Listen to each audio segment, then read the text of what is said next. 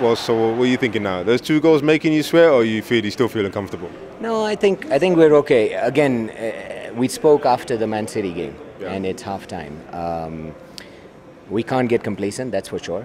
It's 5-2. They need to score 3 goals. If we score 1, they need to score 4 to go through away. And Liverpool, as Eddie said, has never made it easy for anybody. So especially the fans. So we're going to sweat it out. But I think if you had given me 5-2 at the start of the match, I predicted 4-0 when we were speaking. So if you'd given me 5-2, perhaps I would have taken it then.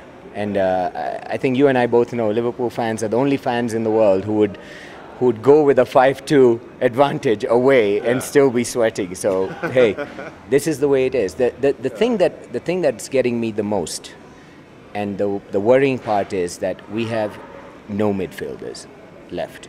The 3 on the pitch are the only midfielders in the entire side. I think if you're looking at Liverpool, and if you look at the way Klopp has shaped the side and what he has achieved, he's phenomenal. But I think that Klopp has looked at it in blocks of 5 games. So we need to go back to the last 5 games. If we're going to really speak about Liverpool and what they've achieved and where they've reached, and really appreciate what Klopp has done for the club, you have to look at it in blocks of 5 games. So we start with Crystal Palace. That was the 5th game before today.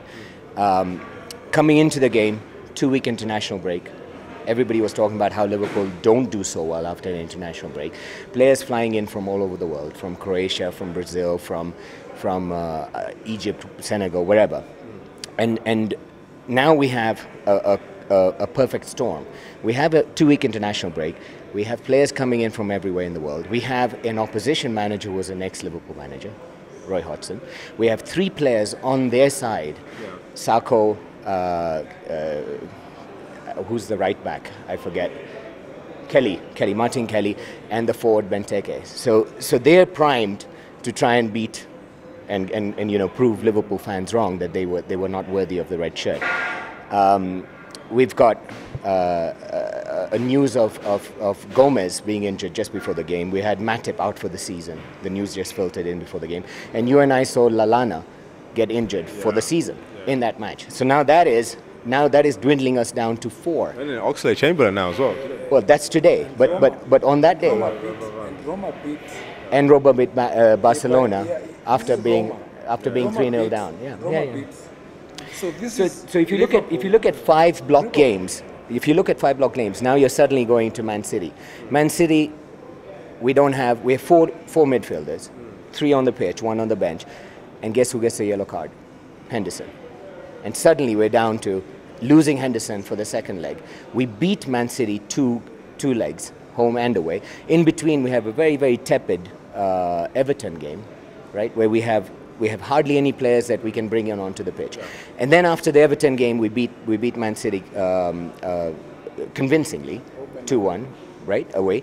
And then we go on to a West Bromwich Albion game, which is now ended 2-2.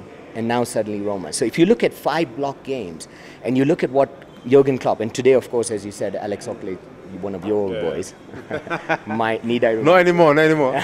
He was. And so now he's been injured. And if you look at just that block of 5 games, that is an incredible achievement by Jurgen Klopp. To navigate, to manage, to achieve what he has done with that, and to go with a 5-2 lead away.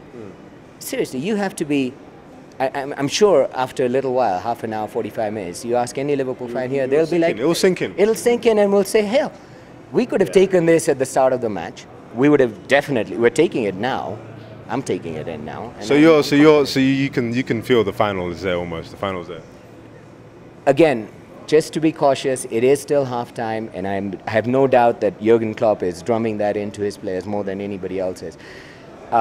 My personal opinion is, as long as you have Mohamed Salah playing, I don't think there'll be a problem. True. My personal opinion to that, and to perhaps not even counter that, but just to add on to that, is that the front 3 are electric. We've got Sadio Mane on one side, we've got Firmino doing all the donkey's work, and Salah taking plaudits. to his credit, he is.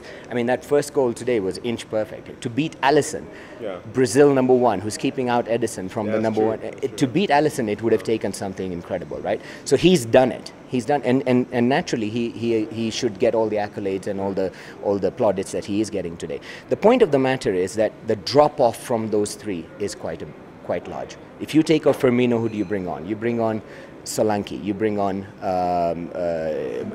Danny Ings. That drop-off is what's concerning. And as I said earlier today, we have 3 midfielders. These are the only 3 fit midfielders on the pitch in the Liverpool side today. We have no Lallana. Oxlade-Chamberlain has gone off today. Alex has gone off today. Who else can we bring in unless we bring in the kids? The only solace is Liverpool. Let's bring the young guys. Some of the young guys maybe might come through. Admittedly, that would be okay if we had sort of cordoned off top 4 and we that was all signed off. We need to go unbeaten. We need 3 draws in the Premier League to hit 74 points. If Chelsea win every single one of their games, apart from the game against us, they will hit 73. So they won't make the top 4. So that's the only. So that's why you're saving Salah for Stoke then. I think. That's why you're saving. I don't know. I don't know why he took him off, but he has played every single game. But thanks, bring these guys in. Andy, I appreciate it. Hey, my man. Don't go anywhere.